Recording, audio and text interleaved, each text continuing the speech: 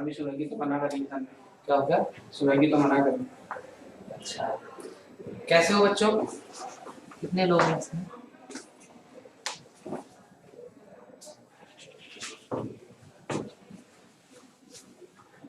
मस्त हैं सर। कैसे चल रहे हैं आपके पेपर? तीन तो सही है।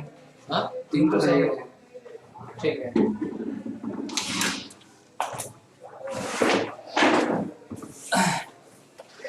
देखो, छोटी छोटी चीजें हैं जो आपकी बच गई है, और एक तो बच गया है एडी करंट और एक बच गया है ट्रांसफर। साइक्लोट्रॉन भी रहेगा। साइक्लोट्रॉन कहाँ है? किसमें?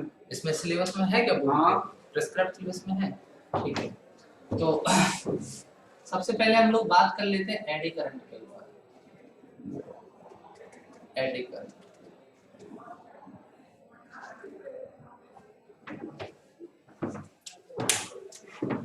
बाकी लोग कहाँ गए यार? कितने? और आप ही आए? ऑनलाइन है। साइक्लोट्रॉन भी है।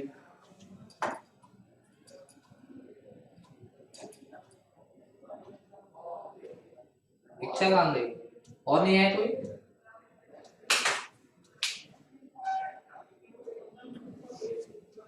चलो स्टार्ट करते हैं। जितने भी लोग हैं सब कनेक्ट हो जाओ। हो गए? तो जब भी किसी कॉइल से लिंक्ड टाइम वेरिंग फ्लक्स होता है, whenever there is a time varying flux linked with the coil, तो कॉइल के अंदर एक करंट फ्लो होती है। कॉइल के अंदर क्या होती है? करंट फ्लो होती है। सबको पता है इंड्यूस ईएमएफ इंड्यूस होगा।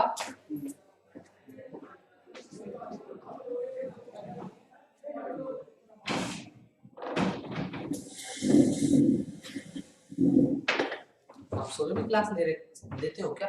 अभी सर ने मना करा है। उस पर बोर्ड पे रहो अभी। हाँ। Whenever there is a time varying current, whenever there is a time varying current linked with the coil, I'm sorry, यह coil से linked time varying magnetic flux होता है। Whenever there is a time varying, whenever there is time varying magnetic flux linked with the coil, time varying magnetic flux linked with the coil, linked with the coil। अगर एक coil है, उस coil से linked flux very कर रहा है, तो उस फ्लक्स में चेंज आ रहा है d∅/dt, तो क्या बनेगा? ईएमएफ बनेगा। अगर ईएमएफ है और कॉइल कंप्लीट है, सर्किट कंप्लीट है, तो करंट भी एक इंड्यूस होगी। और ऐसे करंट को हम जनरली कहते हैं एडी करंट। क्या कहते हैं? then current so produced is called eddy current।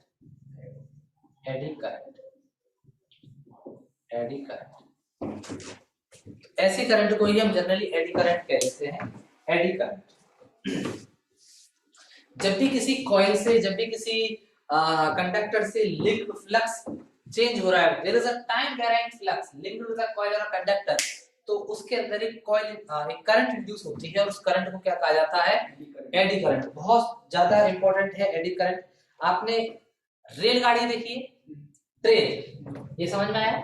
अच्छा, ये एडी करंट की जो डायरेक्शन होती है, इसकी जो डायरेक्शन होती है वो एज पर द लेंज लॉ ही डिफाइन होती है। एज पर द लेंज लॉ डिफाइन है। और लेंज लॉ क्या कहता है कि इंड्यूस्ड करंट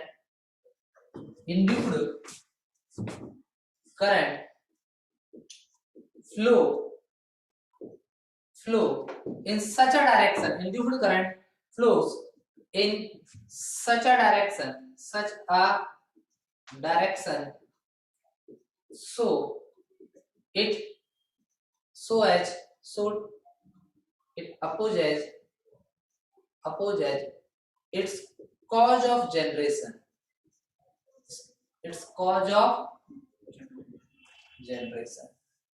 ये अपोज करती है अपने कॉज ऑफ जनरेशन को। जब भी आपके पास एक कॉइल से लिंक्ड टाइम वेराइंग फ्लक्स है, टाइम वेराइंग फ्लक्स है, बहुत इंपॉर्टेंट है। एक तो सीधा सीधा ये पूछ लिया जाता है, एप्लीकेशन इसका पूछ लिया जाता है। दूसरा इसका इंपॉर्टेंस आता है ट्रांसफार्मर में, जब आप पावर लॉस पढ़ते हो ट्रांसफार्मर में। तो पहला, जब भी whenever there is a time varying flux linked with a coil or a conductor, then EMF is induced. If EMF is induced, the circuit becomes complete. Or if we connect a load or a resistance across that EMF, that means current flows. Current flows. So such a current we called as eddy current. Eddy current की direction H पर तो length law ही define होगी। Lenz law ये कहता है कि दुनिया की हर एक चीज उसका अपोज करेगी जिसने उसको बनाया है, यानी कि लेंज लॉ के according induced current always flow होगी in such a direction so as just to oppose its cause of generation. What is the cause of generation? Time varying magnetic flux.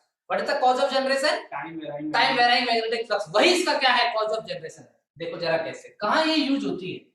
बहुत जगह यूज होती है। Electromagnetic damping में use होती है, furnace में heat produce कराने के लिए यूज होती है, इलेक्ट्रिक ब्रेक यूरिन ट्रेन में यूज होती है। जैसे ट्रेन जो होती है, देखो कई इसके जो एप्लीकेशन है, पहला एप्लीकेशन आ जाता है इसका electric furnace, electric furnace, electromagnetic damping, दूसरा इलेक्ट्रोमैग्नेटिक डैम्पिंग, तीसरा electric brake in trains, electric brake in trains. Current है तो हीटिंग इफेक्ट तो बनाएगी, चाहे कैसे भी करंट हो, करंट के पास में हीटिंग इफेक्ट तो होगा। हीटिंग इफेक्ट होगा तो आप इसको एज ए फर्नेस में हीट प्रोड्यूस करने के लिए भी यूज कर सकते हो। तो उसी फर्नेस को जनरली क्या कह देते हैं? Electric furnace. डैम्पिंग का मतलब होता है अपोजिशन क्रिएट करती है। हाँ, अपोजिशन क्रिएट करती है, ये अपोज करेगी मैग्नेटिक फ्लक्स को, ये अपोज करेगी मैग्नेटिक फ्लक्स को। अगर आपको इलेक्ट्रोमैग्नेटिक डैम्पिंग क्रिएट करनी है, आप एडी करंट यूज कर सकते हो। ट्रेन में कैसे काम करती है जरा ध्यान से देखो। आज पहले तो नहीं था, लेकिन आजकल इलेक्ट्रिक ब्रेक आने लग गई है। जैसे अगर हम बात करें तो टोटल है ना 4 तरह की ब्रेक होती है, 4 तरह की ब्रेक होती है। एक होती है मैकेनिकल ब्रेक, मैकेनिकल ब्रेक। एक होती है, समय का अभाव है थोड़ा जल्दी बताऊंगा, एक होती है हाइड्रोलिक ब्रेक। हाइड्रोलिक बाद में पढ़ेंगे, मैकेनिकल एक, चलो हाइड्रोलिक बता देता हूं। हाइड्रोलिक एक, न्यूमैटिक ब्रेक, और एक होती है इलेक्ट्रिक ब्रेक, एक होती है इलेक्ट्रिक ब्रेक, हाइड्रोलिक ब्रेक। आपने साइकिल देखी है? साइकिल चलाते हो आप, ब्रेक लगाते हो साइकिल के, उसके अंदर एक शू लगे होते हैं 2, जिनको आप कहते हो गुटका घिस गया जब आपके ब्रेक काम नहीं करते। अब आ जाइए पापा ब्रेक नहीं लगा, पापा दुकान वाले के पास लेके जाते हैं 5-5 रुपए के 2 गुटके रखते हैं, वो मैकेनिकल शू है। जैसे वो लगते हैं उस गाड़ी को रोक लेते हैं, पहिए को रोक लेते हैं, तो वो मैकेनिकल ब्रेक है। वो क्या है? मैकेनिकल। लेकिन जरूरी नहीं है वो मैकेनिकल ब्रेक बहुत ज्यादा फ्रिक्शन प्रोड्यूस करती है, क्योंकि उसका पूरा का पूरा कॉन्टैक्ट सरफेस होता है। बहुत ज्यादा स्पीड में गाड़ी है तो आप उसको लगा नहीं सकते हो, क्योंकि हीट प्रोड्यूस होगी तो बर्निंग हो सकती है। ऐसे केस में हम हाइड्रोलिक ब्रेक लगाते हैं। जैसे आपने देखा होगा पल्सर गाड़ी में डिस्क ब्रेक आती है, आजकल तो सब में डिस्क ब्रेक आने लग गए। तो वो डिस्क ब्रेक यानी कि एक फ्लूइड के किसी एक पॉइंट के ऊपर प्रेशर लगाते हैं, वो सारा का सारा फोर्स डिस्ट्रीब्यूट हो जाता है यूनिफॉर्मली, वो हाइड्रोलिक ब्रेक का काम करता है। आपने एक और देखा होगा, कभी ट्रेन में बैठे हो आप, स्टेशन से ट्रेन चलती है, कुछ नालायक लोग उसकी चेन खींच देते, तो की आवाज आती है, जहां से ट्रेन खींचती है उस कंपार्टमेंट के बगल में से सीटी की सी आवाज आती है।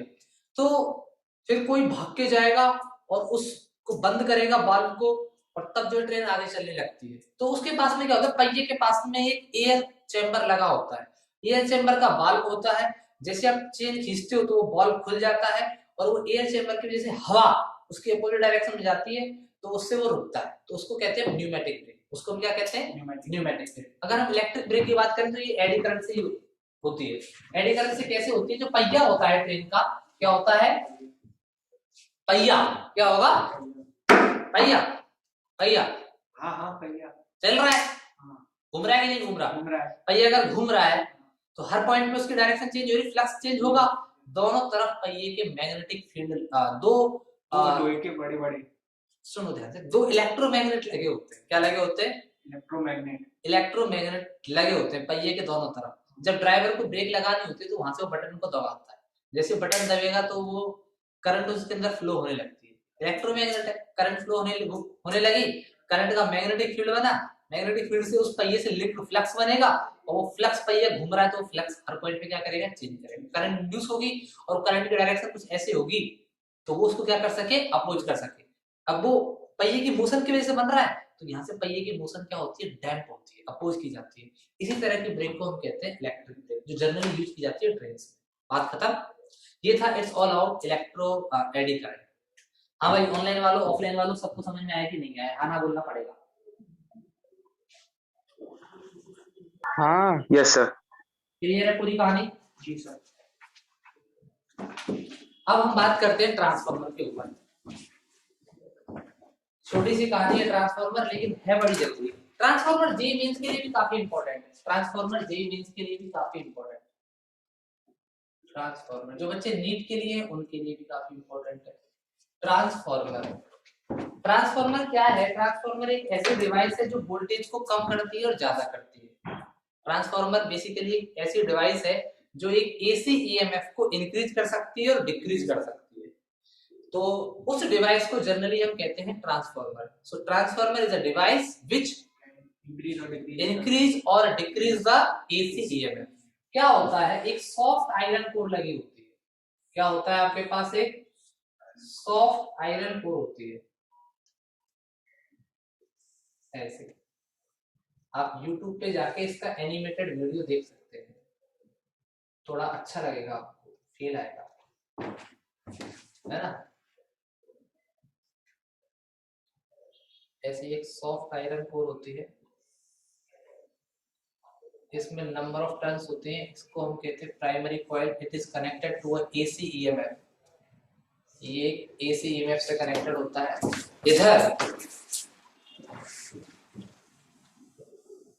इधर आपका एक रेजिस्टेंस कनेक्ट होता है, लोड लगा होता है जिसका रेजिस्टेंस R है। This coil we called as primary coil, P coil. This we called as secondary coil, S coil. This is soft iron core. Soft iron core. ये एक AC EMF source है। This is a AC EMF source.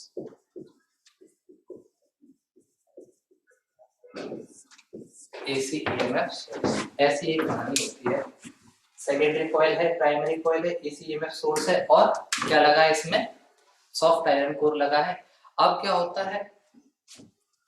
तो अगर हम बात करें transformer की, पूरी कहानी सुनना। ट्रांसफार्मर की अगर हम बात करते हैं तो ट्रांसफार्मर में यहाँ फ्लक्स इंड्यूस होगा E, वो क्या होगा? डी फाई ओवर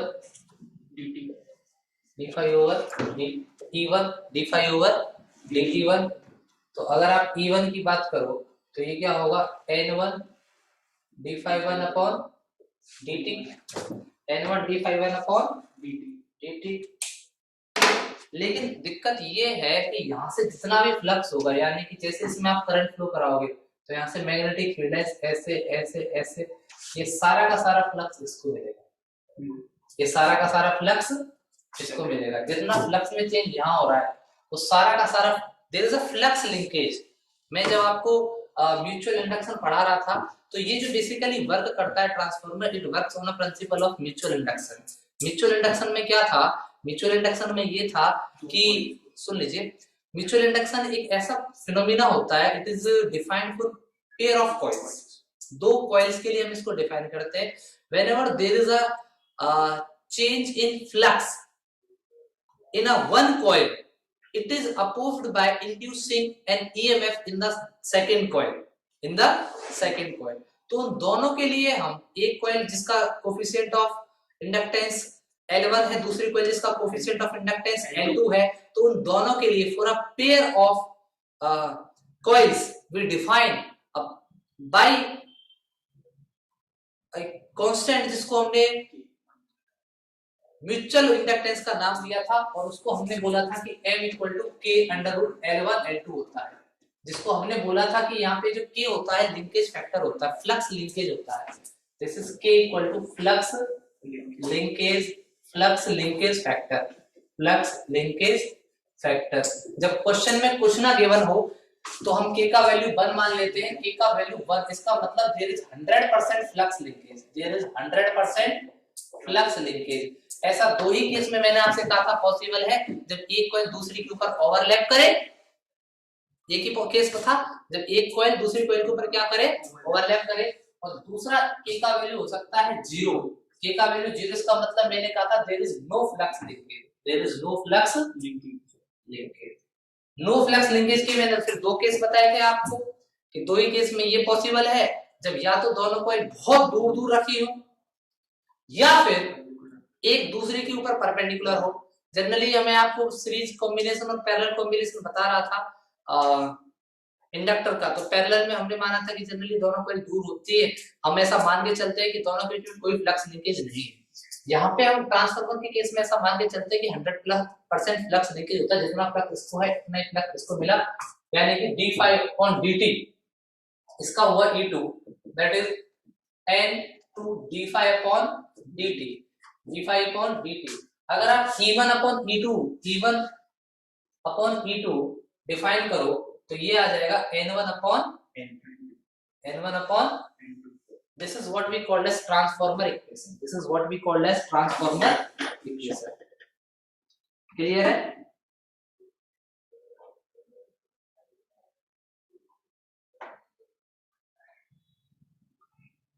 क्लियर है सबको?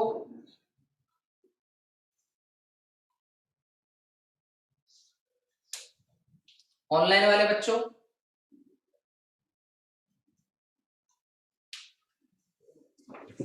I repeat once again this complete phenomena. Transformer is a device which is used to increase or decrease the AC EMF. It is a device, simply आप चाहो तो लिख सकते हो, it is a device, इधर दिख रहा है क्या? इसको इधर कर देते हैं।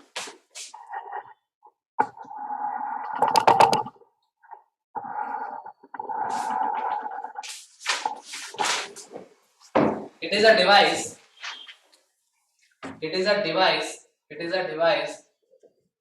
which is used to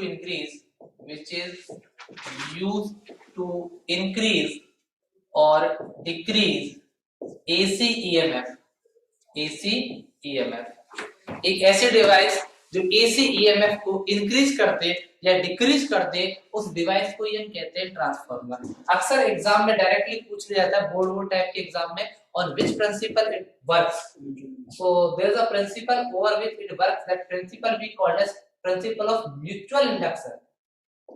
mutual induction के प्रिंसिपल के ऊपर ये सीधा सीधा काम करता है। आपके पास यहाँ पे एक कॉइल है, इस कॉइल से लिंक्ड टाइम वेराइंग फ्लक्स होता है, ये आपका एक AC EMF सोर्स होता है, AC EMF सोर्स है, यहाँ से करंट फ्लो होती है, and this current is as a function of time, यहाँ से करंट फ्लो होती है।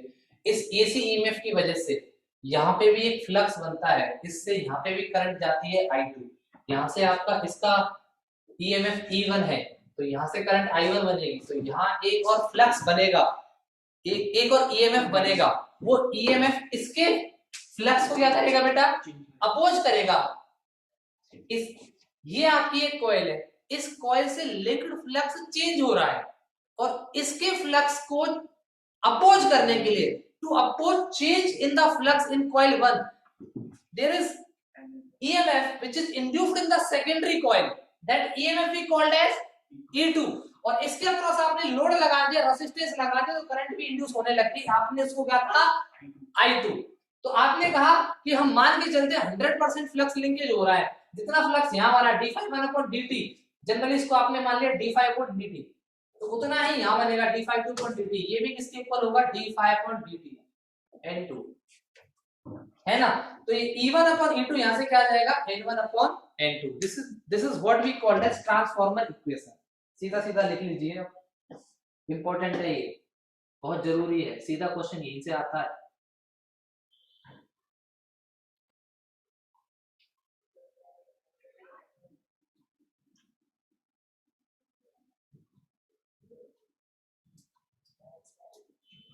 लिख लिया क्या ऑनलाइन वाले बच्चों? आदर्श, आर्यन, लक्ष्य, प्रियांशु,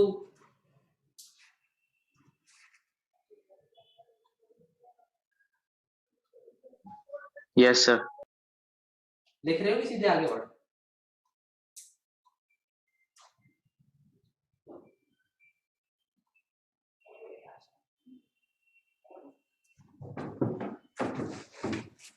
लिख लिया बच्चों? हटाए इसको, कोई रेस्पॉन्स तो दे दो।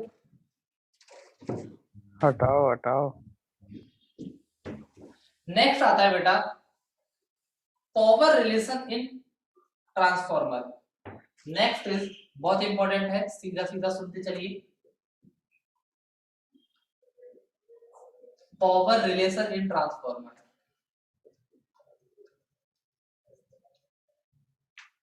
ट्रांसफॉर्मर क्या कहता है ये?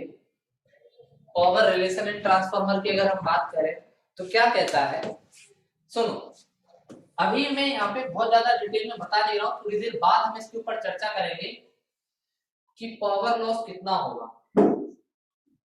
अच्छा एक बात बताना, जनरली आपने इलेक्ट्रिकल सर्किट के लिए पावर पढ़ा होगा, 10th क्लास में पढ़ा होगा, power equal to V I, P equal to V I, है ना। और एसीएमएफ में मैंने जब आपको एसी पढ़ा रहा था तो power equal to E R M S B R M S cos phi. तो पावर इलेक्ट्रिकल सर्किट के लिए ई इंटू आई होता है। ई यहाँ पे ईएमएफ है, ई यहाँ पे क्या है ईएमएफ है, आई यहाँ पे करंट है। तो पावर अगर आप ध्यान से बात करो, power in primary coil of, P coil का मतलब है प्राइमरी कॉइल। सुन लो बेटा ध्यान से, पहले से बाद में लिख लेना, पहले समझ सुन लो, समझ लोगे तो लिखने की जरूरत नहीं है, स्क्रीनशॉट नहीं लेना, पहले सुन लो। Power in P coil of transformer, primary coil of transformer, power कितना होगा? आपने कहा P1, ये क्या होगा E1 into I1, ये E1 है ये I1 है। This I1 is a function of time, ये टाइम वेरी करंट है ना, इससे यहाँ से फ्लक्स भी टाइम के रिस्पेक्ट में वेरी कर रहा है। आपने कहा इसमें पावर इतनी बनी, तो पावर इन सेकेंडरी कॉइल कितना होगा? पावर इन एस कॉइल मतलब secondary coil of transformer, transformer को मैंने शॉर्ट में लिख दिया P2, ये कितना होगा E2 इंटू, बोलना पड़ेगा हाँ ना यार, E2 इंटू, अगर मैं हम ये मान के चलूं कि अगर ये आइडियल ट्रांसफॉर्मर है, आइडियल ट्रांसफॉर्मर है, अगर ये if it is ideal transformer, if it is ideal transformer, तो इसका मतलब ये हुआ बेटा कि there is no power loss, जबकि ऐसा होता नहीं है। कोई भी ट्रांसफॉर्मर होगा तो उसमें पावर लॉस होगा। दो तरह के पावर लॉस होते हैं, कॉपर लॉस और आयरन लॉस, उनके ऊपर अभी हम चर्चा करने वाले हैं। बट अभी के लिए हम ये मान के चल रहे हैं कि अगर आपका ट्रांसफॉर्मर आइडियल है, there is no power loss in the transformer, then P1 equal to P2। बच्चे क्या P1 इक्वल टू P2, यानी कि E1, सुनना बहुत ध्यान से, काम की बात है, यही सब कुछ खत्म हो जाएगा। E1 I1 equal to E2 I2, E1 I1 equal to E2 I2, बोलना पड़ेगा हाँ या ना यार। तो यहां से आप कह सकते हो E1 upon E2 equal to, E1 upon E2 equal to I2 upon I1, I2 upon I1, उल्टा रिलेशन आया है यहां से। अब इधर देखो, एक इक्वेशन ये रही, एक इक्वेशन, दो इक्वेशन बन गई, एक ये। अगर इसको ध्यान से लिखना चाहो तो आप ऐसा कह सकते हो E1 अपॉन E2। बच्चे ध्यान से देखना, E1 अपॉन E2, यहां से E1 अपॉन E2 क्या है? N1 upon N2। अरे N1 क्या है? Number of turns in the primary coil. N2 क्या है? Number of turns in the secondary coil.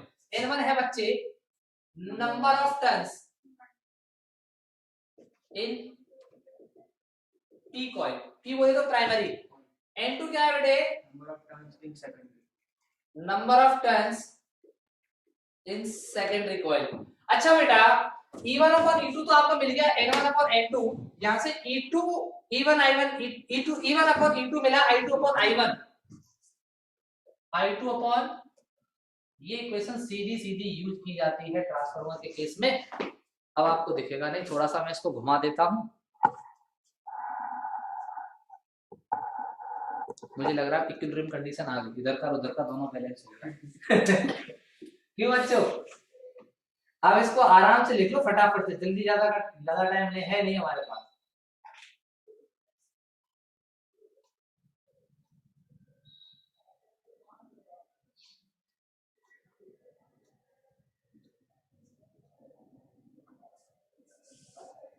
बात समझ में आई? क्यों प्यारे बच्चों, बात समझ में आई? आया ना? आइडियल ट्रांसफॉर्मर क्या? आइडियल ट्रांसफार्मर एक ऐसा ट्रांसफार्मर जिसमें कोई पावर लॉस नहीं हो रहा है, जितना प्राइमरी कॉइल में पावर है उतना का उतना सीधा सप्लाई हो रहा है सेकेंडरी कॉइल के लिए। ठीक है जी।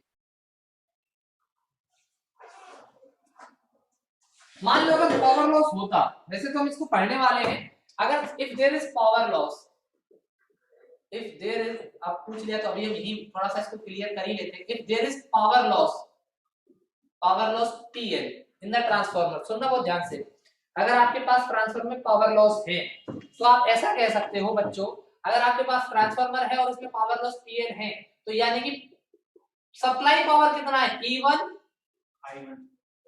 E1 I1 minus power loss, ये किसको सप्लाई हो रहा है? E2 I2। अगर नो पावर लॉस है, नो पावर लॉस है तो PL का वैल्यू क्या हो जाएगा? 0, यानी कि सीधा आप बोलोगे E1 I1 equal to E2 I2। ठीक है बेटा, क्या नाम था?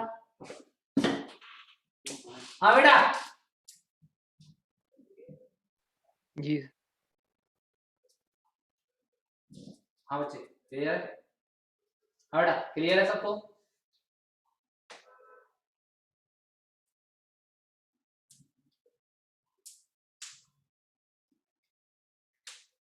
आगे बढ़े, आगे बढ़े। तो ये जो रिलेशन है ना बच्चों, ये जो रिलेशन है E1 I1 upon N1 upon N2 I2 upon I1, ये ट्रांसफार्मर के लिए रामबाण है। ये क्या है? रामबाण।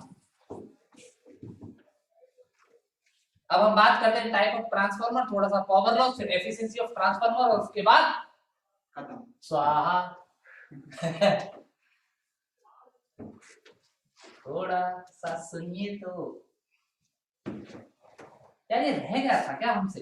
हाँ सर, अरे क्लास नहीं लगाई थी, सही बताऊं तो ये गलती कैसे हो गई? हम इतनी बड़ी गलती कैसे कर सकते हैं? इतना इंपॉर्टेंट टॉपिक है ये।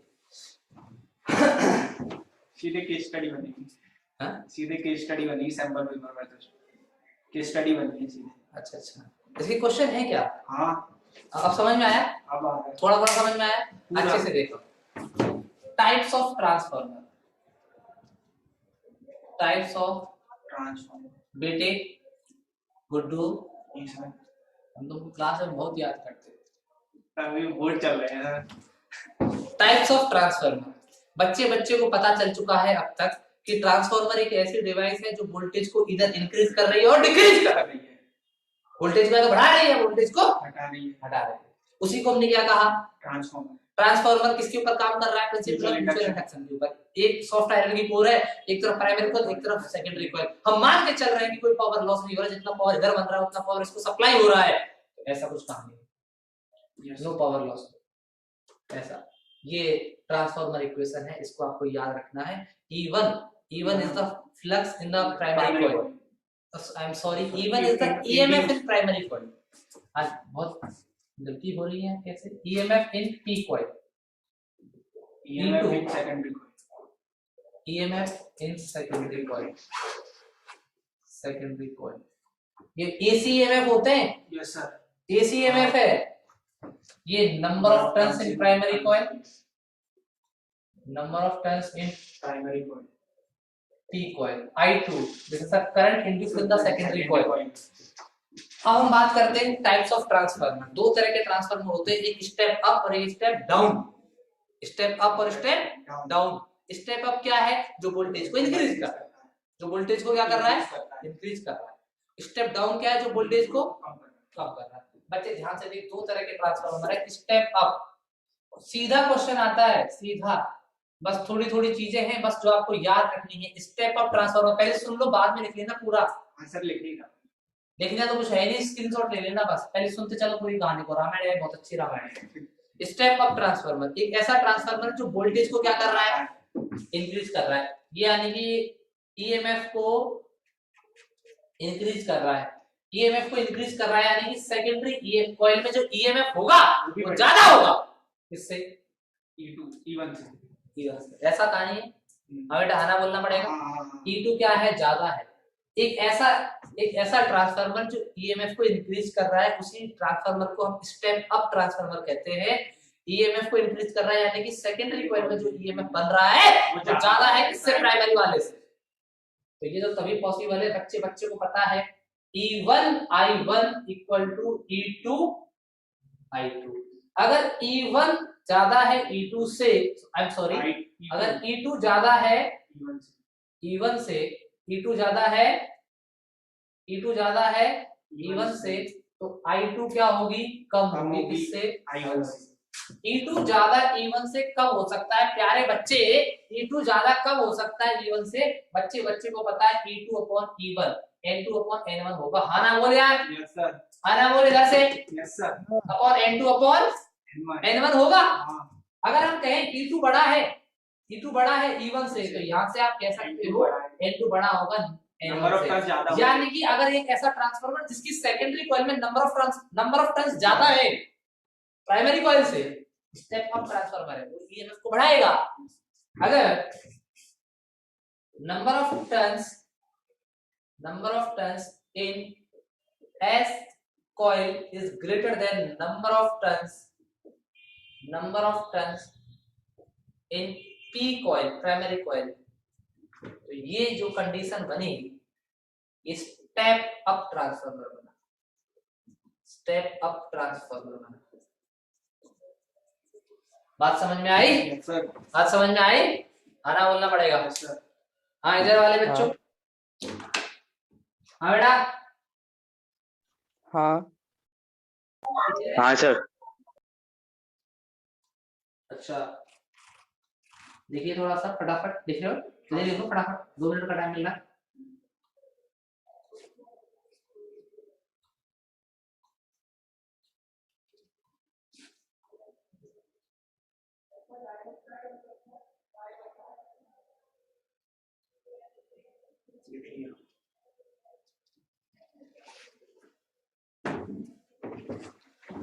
ऐसे बेटा अगला आता है step down transformer. Step down transformer, बच्चे ध्यान से सुनना, बहुत ज्यादा फर्क नहीं है, कॉन्सेप्ट समझ में आ जाएगा तो सब क्लियर है। स्टेप डाउन ट्रांसफार्मर,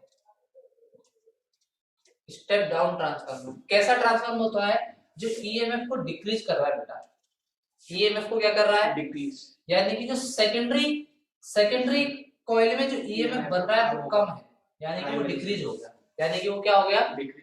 ये बेटा तभी पॉसिबल है अगर ये डिक्रीज हो रहा है, तो इधर क्या हो गई, अगर बेटे ये डिक्रीज हो रहा है, तो यहाँ से ये अगर डिक्रीज हो रहा है ना बेटा, ये नंबर ऑफ टर्न्स कम हो जाएंगे, तो ये बेटा ऐसा होगा, तो ये बेटा ऐसा होगा, तो ये बेटा,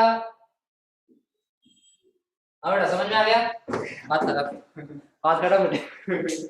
अरे इसमें क्या रॉकेट साइंस है, सीधी सीधी बात है। हाँ बच्चों,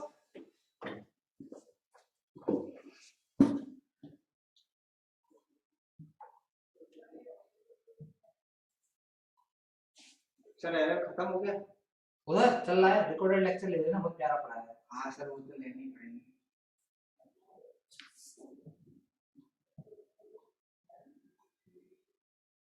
आ जाते हो तो ग्रुप पर, आज का नहीं आया। ले लेना, देख लो।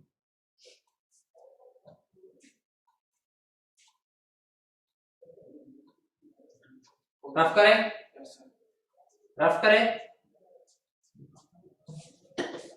ये देखो नेक्स्ट आता है बच्चों लॉसेस इन ट्रांसफार्मर। क्लियर है पूरा टॉपिक, खत्म कर देंगे इसको साथ में, एक दो क्वेश्चन भी करा देंगे तुम्हारा दिल रखने के लिए। Losses in transformer, sir theory का वो है सर, न्यूमेरिकल तो बना लेंगे। अरे मैं न्यूमेरिकल भी कराऊंगा यार। लॉसेस इन ट्रांसफार्मर देख तो पूरा, वो बच्चे 12th में एक इच्छा राणा थी, वो मेडिकल वाले उनका तो हो गया ना, आपने करा दिया? नहीं कराया था मैंने, उनको लिंक भेजूं, इसको रिकॉर्डेड लेक्चर को भेजूंगा पूरा। उनका तो चल रहा था, जो हमारे आईटी वालों का हटा दिया था। Losses in transformer, losses in transformer.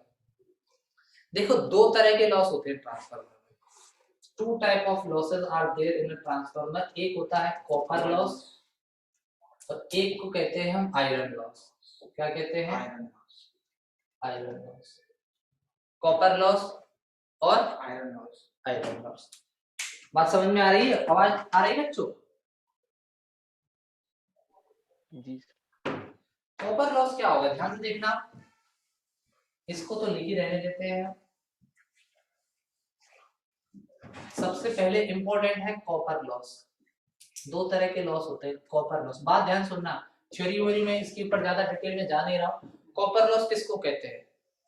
आपके पास ट्रांसफार्मर है, उसकी प्राइमरी कॉइल भी होती है, सेकेंडरी कॉइल भी होती है। बोलना पड़ेगा हाँ यार, अगर कॉइल है तो कोई आप रेजिस्टेंट होगा उसका? होगा। क्या किसी कॉइल का ऐसा हो सकता है उसका रेजिस्टेंस ना हो? प्रैक्टिकली तो नहीं, प्रैक्टिकली पॉसिबल ही नहीं है। करंट फ्लो होगी तो चार्ज इलेक्ट्रॉन के बीच में, चार्ज पार्टिकल के बीच में कोलिजन तो होगी, कोलिजन होगी तो उनके लिए अपोजिशन क्रिएट हुआ, रेजिस्टेंस तो बना। अगर हम बात करते हैं कॉपर लॉस की, तो आपके पास प्राइमरी कॉइल और सेकेंडरी कॉइल होती है। हाँ या ना बोल, हाँ ना। सेकेंडरी कॉइल होती है। अब प्राइमरी कॉइल है तो इसका कुछ ना कुछ तो रेजिस्टेंस होगा आरटी, सेकेंडरी कॉइल है इसका कुछ ना कुछ रेजिस्टेंस तो होगा आरएस। हाँ ना बोलना पड़ेगा। प्राइमरी कॉइल में करंट कितनी फ्लो हो रही है? Current in primary coil, current in P coil कितना बेटा? Current in secondary coil, current in secondary coil I2। I2। अच्छा, करंट किसी रेजिस्टेंस के अक्रॉस फ्लो हो रही है तो एनर्जी का डिसिपेशन होगा हीट की फॉर्म में। कितना? I square R, I1 square RP P। Power की बात कर लेते, सीधे एनर्जी की नहीं बात करें। थर्मल पावर कितनी डेसिपेटेड हुई? If I talk about thermal power, dissipated thermal power, this is the value RP।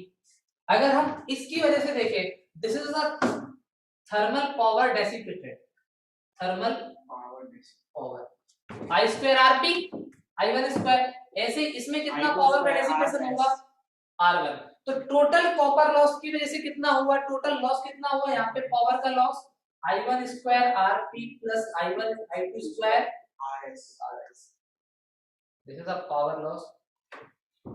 समझ लो, मुद्दे की बात ये है, मुद्दे की बात ऐसी है प्यारे बच्चों, ट्रांसफार्मर में दो तरह की कॉइल होती है। एक होती है प्राइमरी कॉइल, एक होती है सेकेंडरी कॉइल। प्राइमरी कॉइल का अपना एक अलग रेजिस्टेंस है, सेकेंडरी कॉइल का अपना एक अलग रेजिस्टेंस है। प्राइमरी कॉइल का रेजिस्टेंस आरपी है, सेकेंडरी कॉइल का रेजिस्टेंस आरएस है। करंट तो फ्लो हो ही रही है दोनों में, तो प्राइमरी कॉइल में से जब करंट फ्लो होगी और सेकेंडरी कॉइल में से जब करंट फ्लो होगी, दोनों का थर्मल, दोनों का रेजिस्टेंस है, तो इस रेजिस्टेंस को ओवरकम करने के लिए कुछ ना कुछ पावर का डेसिपेशन हो रहा है। पावर का डेसिपेशन यानी कि एनर्जी डेसिपेटेड हो रही है पर यूनिट टाइम। तो मैंने कहा कि कुछ ना कुछ थर्मल पावर डेसिपेटेड हो रही है। अगर कुछ ना कुछ थर्मल पावर डेसिपेट हो रही है तो हम देखें कि टोटल कितना थर्मल पावर डेसिपेशन हुआ due to the resistance of the coil. इसको कहा जाता है कॉपर लॉस। इसको क्या कहा जाता है प्यारे बच्चों? Copper loss. Copper loss. Clear है?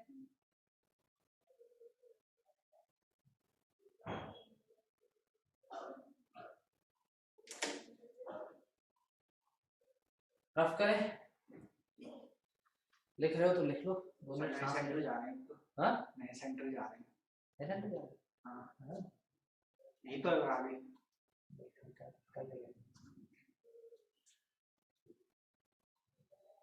खाली हो गया। दिस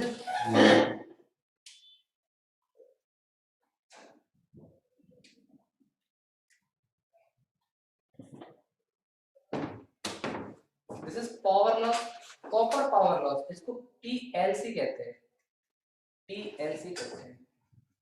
एक और होता है जिसको हम कहते हैं आयरन लॉस। एक और होता है जिसको हम कहते हैं iron loss. Iron loss, thermal power dissipated. This is thermal power dissipated. एक और होता है जिसको हम कहते हैं बच्चों आयरन लॉस। आयरन लॉस, इसको हम कहते हैं आयरन लॉस आई। आयरन लॉस आई। एक बात बताओ, इन दोनों कॉइल में कैसी करंट फ्लो हो रही है? AC current, time varying current flow हो रही है, क्योंकि ये दोनों एसी ईएमएफ है। जब इन दोनों कॉइल में एसी करंट फ्लो हो रही है, टाइम वेराइंग करंट फ्लो हो रही है, तो टाइम वेराइंग करंट को हम एडी करंट कहते हैं। एडी करंट हमेशा क्या करेगी? अपोज करेगी अपने कॉज ऑफ जनरेशन को। अगर वो करंट ही अपोज कर रही है तो एक रेजिस्टेंस क्रिएट होगा, पावर का लॉस होगा उस एडी करंट को ओवरकम करने में, तो उस लॉस को हम कहते हैं आयरन लॉस। सही बात समझ में आई? दो तरह के लॉस हैं, copper loss, iron loss. Copper loss होता है थर्मल पावर को डेसिपेशन, यानी कि दोनों कॉइल के जो रेजिस्टेंस हैं उन रेजिस्टेंस में पावर डेसिपेशन हो रहा है as a result of heat, as a result of heat. Iron loss का मतलब क्या होता है? whenever there is time varying flux linked with the coil, a current is induced and such a current we called as eddy current। यहाँ आपका जो primary coil है, इस प्राइमरी कॉइल में एसी ईएमएफ सोर्स होता है। इस एसी ईएमएफ सोर्स से जो करंट बनती है वो भी फंक्शन ऑफ टाइम होती है। इस करंट से जो फ्लक्स बनेगा, वो भी टाइम वेराइंग होगा। करंट से जो फ्लक्स बनेगा वो भी टाइम वेराइंग होगा। तो यहाँ से इस कॉइल के अंदर क्या बनने लगेगी? एडी करंट बनने लगेगी। क्या करने लगेगी? Eddy current. अब वो एडी करंट इस फ्लक्स का अपोज करेगी। अब ये एडी करंट फ्लक्स का अपोज करेगी तो 100% फ्लक्स लिंकेज नहीं हो पाएगा। अगर 100% फ्लक्स लिंकेज नहीं हो पाएगा तो इस तरह से जो एडी करंट की वजह से जो लॉस आ रहा है उसको हम कहते हैं आयरन लॉस। इसको सुन लो पहले पूरी कहानी। इसको हम कहते हैं iron loss. Iron loss, this is the iron loss due to the eddy current, due to eddy current. Eddy current की वजह से जो लॉस आया उसको हमने क्या कहा? आयरन लॉस कहा। आयरन लॉस को कैलकुलेट करना मुश्किल ही नहीं नामुमकिन, डायरेक्टली मुश्किल ही नहीं नामुमकिन। तो लेकिन हमारे पास क्या सीधी उंगली से घी नहीं निकलेगा, तो हम टेढ़ी कर लेंगे। हमें पता है टोटल पावर लॉस जो होगा बच्चे, टोटल पावर लॉस जो होगा, टोटल पावर लॉस जो होगा, एक तो कॉपर लॉस की वजह से, एक आयरन लॉस की वजह से। बोलना पड़ेगा हाँ ना यार? पावर लॉस कितना है इसको तो मैं इजीली कैलकुलेट कर सकता हूं। मैंने पावर इन प्राइमरी कॉइल कितनी है? मैंने कहा E1 I1। सेकेंडरी कॉइल में कितनी गई? मैंने कहा E2 I2। यहां से मुझे पावर लॉस मिल गया टोटल। यहां से पावर लॉस मिल गया। पावर लॉस ड्यू टू ये आ गया, this is power loss due to copper. This is copper power loss. तो यहाँ से आयरन पावर लॉस को हम कैलकुलेट कर सकते हैं क्या? इसको इधर भेज दो तो यहाँ से आप टेढ़ी उंगली करके घी निकालोगे और ये होगा E1 I1 minus E2 I2 minus PLC, और PLC की वैल्यू यहाँ रख दोगे आप। दिस इज फ्रॉम डायरेक्टली हम इसको, इसके लिए कोई सीधा फॉर्मूला हमारे पास है नहीं, हमें पता नहीं होता है कितनी एडी करंट बन रही है, कितना उसका झोल जमाल है, लेकिन हम फिर ऐसी अप्रोच अपनाते हैं, ऐसी अप्रोच अपनाते हैं। इस तरह से हम power loss due to iron calculate करते हैं।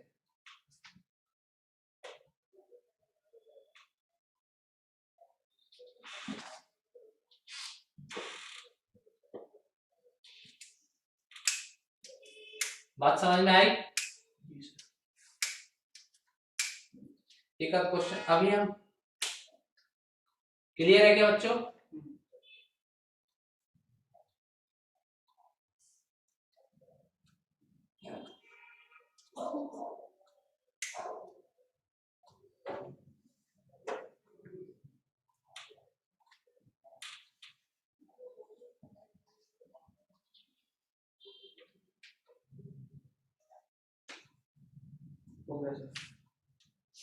हो गया?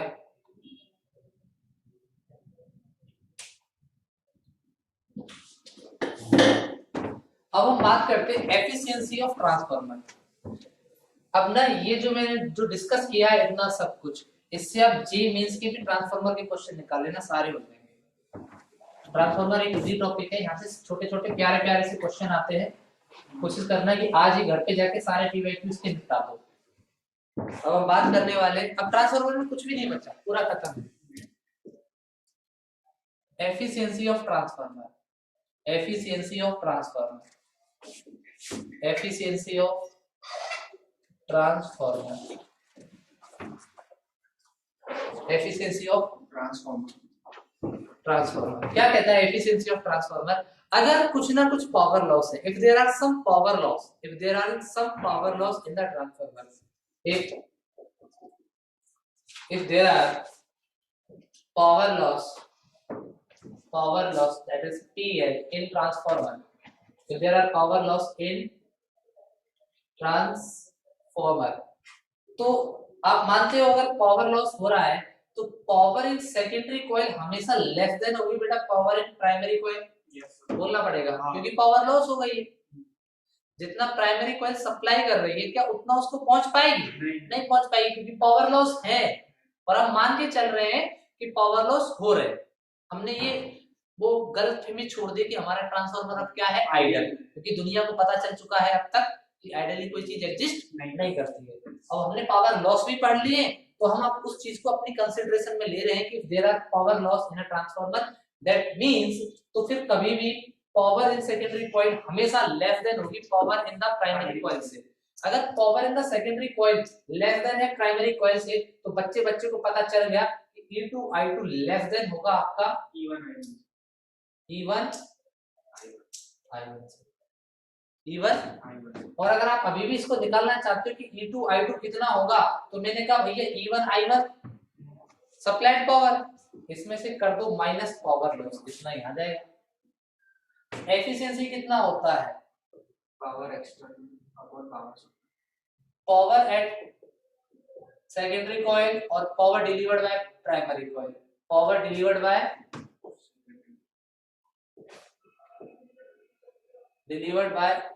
Primary coil into 100। यहाँ से आपको एफिशिएंसी जो मिलेगी वो परसेंटेज में मिलेगी। अगर हम परसेंटेज एफिशिएंसी की बात करें तो पावर एट सेकेंडरी कॉइल कितनी होती है? E2 I2 upon primary coil कितना पावर डिलीवर कर रहा है? E1 I1 into 100। Primary coil तो इतनी करती है ना, प्राइमरी कॉइल की पावर तो इतनी होती है। अगर आप E2 को इन टर्म्स ऑफ E1 ही लिखना चाहो तो इसको आप कह सकते हो E1 I1 minus PL divided by E1 I1 into 100। तो यहाँ से आपको परसेंटेज में पावर मिल जाएगी। This is the efficiency. एक दो क्वेश्चन कराने वाला हूँ सीधा सीधा और इसका काम तमाम। पहले तो ये बताओ समझ में आया क्या? अरे क्वेश्चन था। हाँ वो इंडक्टेंट फर्नेस क्या होती है?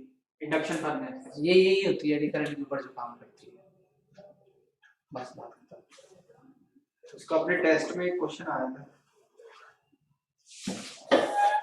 मान लो अगर पावर लॉस ही ना हो, if there is no power loss, if there is no power loss, ऐसा पॉसिबल नहीं है।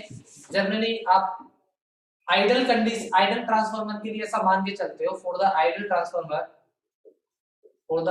Transformer there is no power loss, then in that case we say that PL equal to 0, तो efficiency उसका 100% होगा। Efficiency उसका 100% होगा और वो आपका ट्रांसफार्मर कैसा होगा? आइडियली ट्रांसफार्मर होगा। एक क्वेश्चन करेंगे, उस क्वेश्चन की हेल्प से इस पूरे ट्रांसफार्मर को कंक्लूड कर देंगे। लास्ट चल रहा है इसका तो ज्यादा मैं मेहनत करने वाला हूं नहीं। नहीं यार मेहनत तो मैंने कर दी ना, अब क्वेश्चन तो आप करोगे ना भाई। क्वेश्चन लिखिए। हाँ बच्चों क्वेश्चन बोला जाए? बच्चों बोला जाए। लिखिए। इन a transformer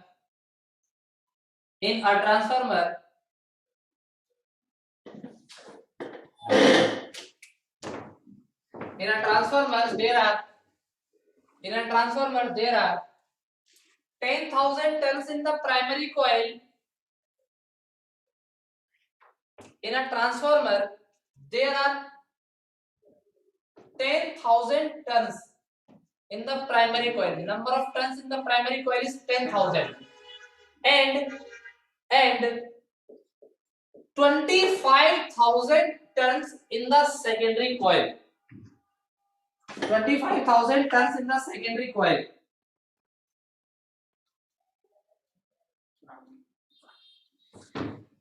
If a AC EMF, if a AC EMF 50 sin pi t, 50 sin pi t is applied across primary coil, is applied across primary coil, is applied across primary coil. Find the peak EMF, find the peak EMF across secondary coil in idle condition. Find the peak EMF across secondary coil in idle condition. इसका मतलब है प्यारे बच्चों, साफ शब्दों में ये E1 है तो पूछा है E2 कितना होगा अगर आइडल ट्रांसफार्मर हो। कैसा ट्रांसफार्मर हो? आइडल ट्रांसफार्मर हो। 100 100 सीधे सीधे बोलो यार। 125 100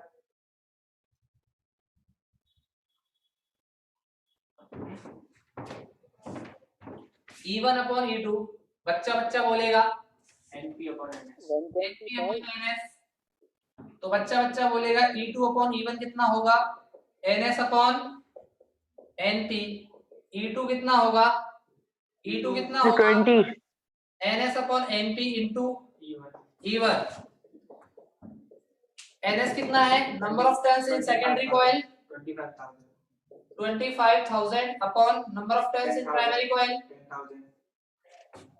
10,000 इंटू E1 कितना है?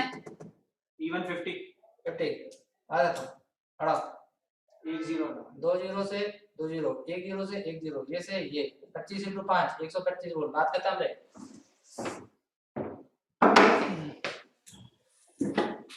क्या यार तुम बोल रहे थे सर हम क्वेश्चन तो खुद ही कर लें। क्वेश्चन अरे वो डिवाइड गलत कर दिया। कैसे डिवाइड गलत कर दिया? तुम बच्चे हो क्या? 125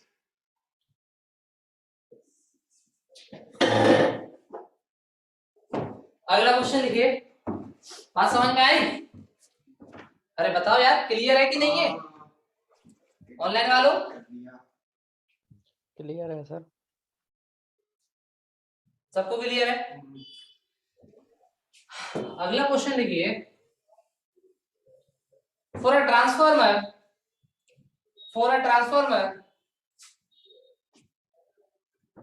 अच्छा एक बात बताओ, इस ट्रांसफार्मर में जो अभी अभी मैंने क्वेश्चन कराया है इसमें number of turns in secondary coil क्या था? 25,000 और number of turns in primary coil क्या था? 10,000। तो number of turns in secondary coil ज्यादा था as compared to the primary coil, तो ये स्टेप अप की डाउन? अप ही था क्योंकि E1 का वैल्यू 50 था, E2 का वैल्यू कितना था? 125, यानी कि वोल्टेज क्या हो रहा था?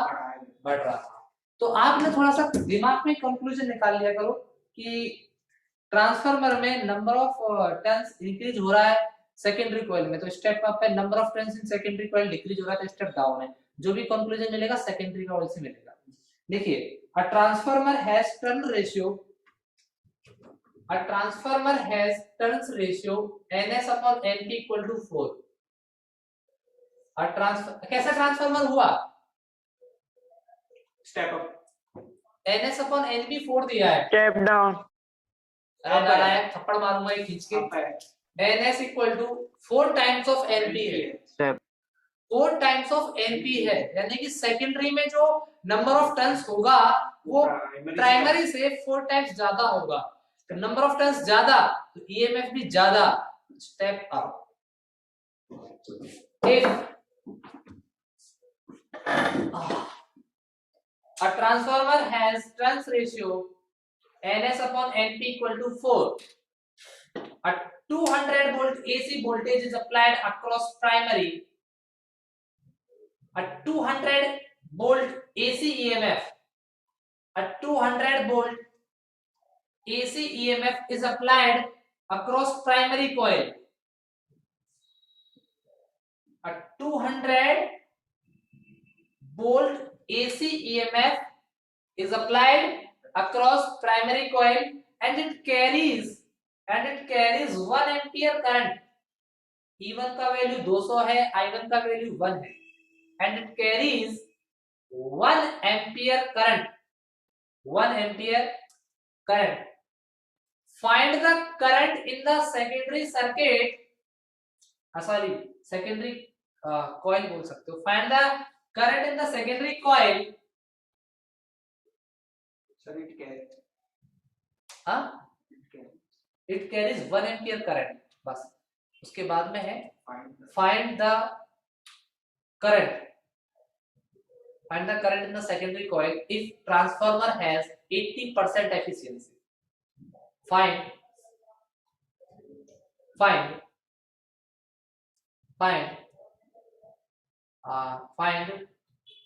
the current in the secondary coil. Find the current in the secondary coil if transformer has 80% efficiency. क्या कहते हैं जरा बता ना तू. NS upon NT दिया है 4, करंट EMF 200 वोल्ट, I1 कितना है 1 ampere 1 एम्पियर, और N दिया एफिशिएंसी कितना दिया है 80%. 80%. यहाँ से P1 कितना हो जाएगा, E1 I1 200 volt into 1 sorry 200 what, 200 what. P2 कितना हो जाएगा, into 20% लॉस हुआ, 200 का 80 कर दो, 200 का 80, 0 से 0 0 से 160 वोल्ट. फटाफट निकालना तो कितना है, I2 निकालना है. आपको क्या निकालना है, I2 का वैल्यू निकालना है. देखो इधर देखो, हो ही गया क्वेश्चन. P2 क्या होगा, E2 into I2, E2 into I2. तो I2 क्या होगा, P2 upon E2. E2 क्या आएगा यहाँ से, अगर आप यहाँ से E2 कैलकुलेट करो तो E2 equal to E2 upon E1 equal to NS upon NP. तो E2 equal to NS upon NP into 0.2 ampere. है ना. तो यहां से इधर देखना जरा, E2 का वैल्यू कितना आ जाएगा 4 इंटू E1 का वैल्यू कितना दिया बेटा 200, यानी कि 800 वोल्ट ये आ गया, 800 वोल्ट ये आ गया. इसका पावर आ गया 160. तो इसका पावर 160 है, E2 800 है, 0 से 0 कैंसिल, 16 पंजे 80, यानी कि 1/5 एम्पियर. बोले तो 0.2 एम्पियर. बात खत्म. समझ में आया कि नहीं आया, समझ में आया कि नहीं आया, बोलना पड़ेगा यार. कैसे लोगों को तुम लोग बताते भी नहीं हो नाले. जी जी सर. समझ गए, समझ गए. जी चलो ठीक है, क्लास खत्म करते हैं.